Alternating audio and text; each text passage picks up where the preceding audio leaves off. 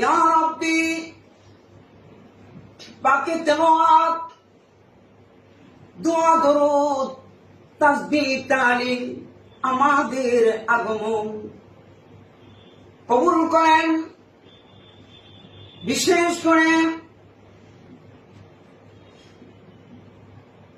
আমার শ্রদ্ধাভাজন ঢাকা বিশ্ববিদ্যালয়ের সম্মানিত যখন স্টুডেন্ট ছিলাম, ঢাকা ইউনিভার্সিটিতে গবেষণা ছিল, সম্মানিত অভিভাবক আল্লাহ টুকু ভাইজানকে কবুল করেন, সহকর্মীদেরকে কবুল করেন। ইয়া রাব্বি তোমার বান্দার জন্য বিশেষ করে পৃথিবীর মধ্যে সর্বশ্রেষ্ঠ সমাজ সেবক হিসেবে কবুল করেন, গুণীজন হিসেবে কবুল করেন, দেশপ্রেমিক হিসেবে কবুল করেন, নেক হায়াত দান করেন, ঐক্য দান করেন, বুজুর্গি দান করেন। সহকর্মীদেরকে কবুল করেন, মহোদয়ের বিবি বাচ্চাদেরকে কবুল করেন, আবু বকর করেন, ওমর করেন, মা বোনদেরকে খাদিজাতুল কুবরা হিসেবে কবুল করেন। ছেলে সন্তানদেরকে উচ্চ শিক্ষা শিক্ষিতার পাশাপাশি আদর্শ স্কলার, দার্শনিক, ইসলামিক সাহিত্যিক, বিজ্ঞানী, গবেষক, আইনজীবী, বুদ্ধিজীবী হিসেবে কবুল করেন।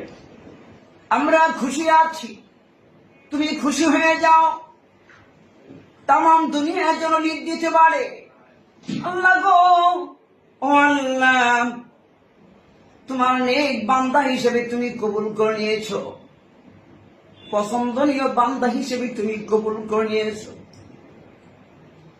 সুলতান সালাউদ্দিন টুকু, ইয়া রাব্বি